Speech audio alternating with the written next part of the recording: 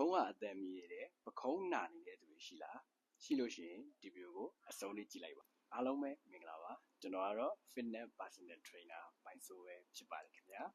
ပခုံးအသက်မီးရတဲ့အကြောင်းရင်းနဲ့ပတ်သက်ပြီးတော့အချက်နှစ်ချက်ရှိပါတယ်နံပါတ်1ကျွန်တော်တို့အယိုးနှစ်ခုချိန်မိတဲ့အခါမှာဆိုရင်ပခုံးအသက်မီးနိုင်ပါတယ်နောက်တစ်ခုကျွန်တော်တို့ပခုံးနဲ့လက်မောင်းရိုးကိုချိတ်ဆက်ပြီးတော့ကျွန်တော်တို့ movement လုပ်တဲ့အခါမှာအထိန်ပေါ့နော်ကျွန်တော်တို့ပခုံးအထိန်ကြွက်သား radar cuff muscle လေးတွေမတန်တော့ဘူးသူ့လို့သူမလုပ်တော့ဘူးဆိုရင်လည်းပခုံးအတန်မီနိုင်ပါတယ်ပခုံးနာနိုင်ပါတယ်ပခုံးအတန်မီရဲ့ပခုံးနာရတဲ့အဓိကတရားခံ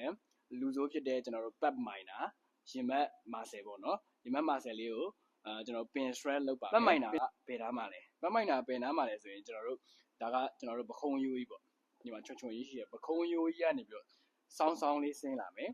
ကန့်လန့်ပြက်လေးပေါ့ဒီပခုံးရိုးကနေထားရင်ကန့်လန့်ပြက်လေးဆင်းလာမယ်ဒီမှာနယ်ရိုးအိမ်ဆိုတာရှိတယ်သူကနယ်အဲ့မာဆယ်လေးကနယ်ရိုးအိမ်နဲ့လက်မောင်းပခုံးရိုးနဲ့ကိုချိတ်ထားရဲမာဆယ်မို့လို့ဒီလိုကန့်လန့်ပြက်လေးနေရာလေးကိုကျွန်တော်တို့ဒီတုတ်ချောင်းလေးနေရာမှာ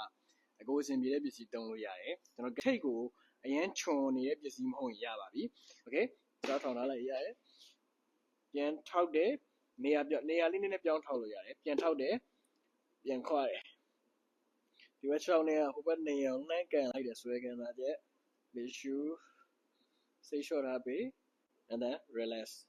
ပြန်နှုတ်တယ်ဒါလေးကိုကျွန်တော်တို့6ကြိမ်ဘေရောညာရောသွားပေးပါမယ်ကျွန်တော်တို့ radar cuff muscle တွေကို train ပေးဖို့ YTWM ဆိုပြီးတော့ muscle ကို train တဲ့ဟာလေးသွားပါမယ်ဒီ plate ပြားနှစ်ခုနေရာမှာ dumbbell အဓိကအလေးကအရင်များစရာမလိုဘူးအလေးပေါ့ပေါ့ပဲသွားရမယ်ကျွန်တော်တို့1 kg 2 kg လောက်ဆိုရင်လည်းအစားဆုံးကျွန်တော်တို့ Y လေးသွားမယ် Y လေးကိုသွားဖို့အတွက်ခြေထောက်လေးကပခုံးကျယ်လောက်သွားတယ်ပြီးလို့ရှိရင်ကျွန်တော်တို့တင်မကိုနောက်ကိုချိုးလိုက်တယ်တင်မကိုနောက်ကိုချိုးပြီးသွားလို့ရှိရင်ပခုံးအောက်တက်မှာချထားတယ်လက်ကလေးကိုY ဆိုတဲ့အတွက်ကြောင့်ဒီမှာစသွားမှာကြရကျွန်တော်တို့ဒဲကြီးမဟုတ်ဘဲနဲ့စောင်းလေးကင်ထားတယ်ပြီးလို့ရှိရင် Y ပုံစံလေးပေါ်ကားပြီးတက်တယ်ကိုရသလောက်ပဲနေရနာထိရတဲ့လူကနေရနာထိသွားလို့ရတယ်ပြီးရင်မရရဲ့လူကကိုရသလောက်ပဲတက်လို့ရတယ်ပြန်ချတယ်ဒီရှူဘိုက်ကိုတောင်းထားသွားတယ်ပြန်ချတယ်ထီကလည်းလွယ်ပါတယ်ကျွန်တော်တို့ခုနကရှူတာပခုံးကျယ်ပဲပခုံးအောက်တက်မှာပဲလက်ထောက်ထားတယ်ပြီးလို့ရှိရင်ကျွန်တော်လက်ကိုဘေးကိုဆန့်ပြတရောင်လေးနည်းလေးကွေးလို့ရတယ်လုံးဝအဆန်ကြီးတိုင်းလေးမဟုတ်နည်းနည်းလေးပဲကွေးရတယ်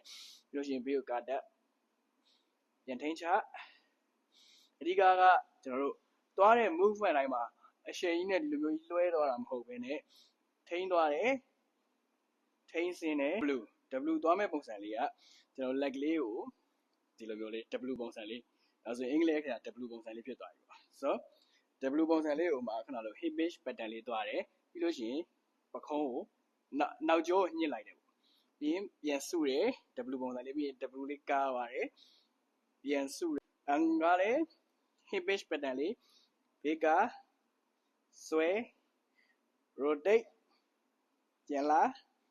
ပြန်ချ YTWL လေ့ကျင့်ခန်းကိုကျွန်တော်တို့12ကြိမ်ရတဲ့လူက12ကြိမ်သွားလို့ရတယ်15ကြိမ်ရတဲ့လူက15ကြိမ်သွားလို့ရတယ်စုစုပေါင်း3ကြော့သွားပေးပါမယ်ကျွန်တော်ခုလုပ်ပြသွားခဲ့တဲ့လေ့ကျင့်ခန်းလေးတွေကိုဖြည်းဖြည်းနဲ့ပုံမှန်ပဲလုပ်ပါတရက်ကို2ကြိမ်ကနေ3ကြိမ်ထိလုပ်ပေးလို့ရပါတယ်ကျွန်တော်တို့4ပတ်လောက်နေရင်ကျွန်တော်ပခုံးတန်မီတာလေးတွေပခုံးနာတာလေးဖြည်းဖြည်းချင်းတည်တာလာပါလိမ့်မယ်